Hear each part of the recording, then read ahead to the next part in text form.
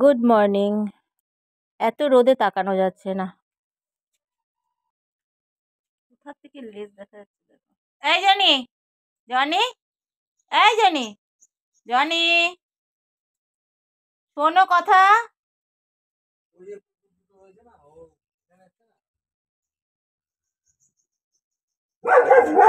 এরা কি চিৎকার করছে, মানে ওখানে কেউ আসতে পারবে না। ওখানে একটা কুকুর এসে ট্যাঙ্কিটার পেছনে কিরকম ও গঁ করছে দেখো, মানে কাউকে ও কিছুতেই এই এই এই এরিয়ায় ও আসতে দেবে না। ওখানে পাখির খাবার দেওয়া হয়েছে, ও ও গিয়ে হামলি খেয়ে পড়ছে।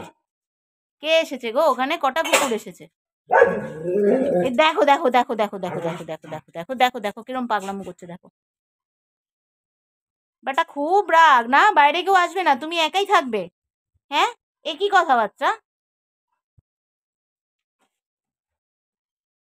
তার বাবা ইট ছুটতে যাচ্ছে।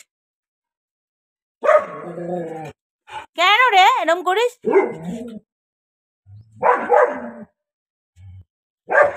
এই জানে কোথায় উঠেছে দেখো। আই বাবা,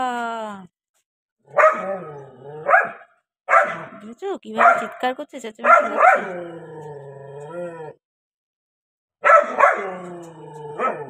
গাছে যাওয়া যাচ্ছে আর একজন। পান গাছটা হবে না নাকি গো? পান গাছটা কিরকম ঝুমিয়ে গেল। জনি তুই গাছের ওপর থেকে যা করছিস মারবো কিন্তু, বলে দিলাম। কি করছে দেখো, কি করছে, পাগলের মতো করছে, হাত পাগল হয়ে গেছে রে। প্র্যাকটিস করবে প্র্যাকটিস করবে, বাবাকে অনেকক্ষণ থেকে বাবার পেছনে লেগে রয়েছে।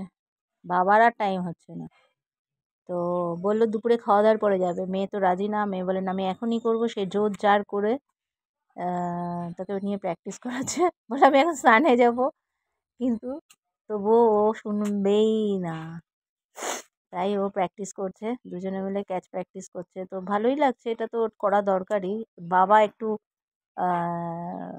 টাইম বুঝে বলে, কিন্তু ওর কোনো টাইম নেই। যখন ইচ্ছা তখন করতে হবে, মানে করতে হবে, এটা হচ্ছে ওর বক্তব্য। তো যাই হোক, যে করে হোক, আমি আবার বললাম তুই এটা ঠিক কাজই করিস, জোর করে নিয়ে করাস বলে তাও হয়। যাই হোক, এই প্র্যাকটিসটা করা খুব জরুরি, যেটা হচ্ছে বড় মাঠে হলে। এবার আজকে আলুর দম খেতে ইচ্ছা আছে, তাই আমি নতুন আলু দিয়ে এবছর আলুর দম করিনি। খুব দুঃখ প্রকাশ করছিল বড়মশাই, তাই আজকে ভাবলাম যে না, আলুর দমটা করেই নি। রাতে রুটি এনে রুটি করে খাওয়া যাবে, ভালোই হবে। তো অলমোস্ট হয়ে এসছে, আর একটু বাকি আছে। তো ওটা করার পরে আমি এই কচু বাটা করব। এই যে কচু, শোলা কচু কি বলে, শোলা কচু বেটে রেখেছি, অল্প হাফ করব, একসাথে পেস্ট করে রেখেছি, হাফ করব আর বাদ বাকি। তো কেমন লাগলো, ভালো লাগলে অবশ্যই সাবস্ক্রাইব করো। তো টাটা।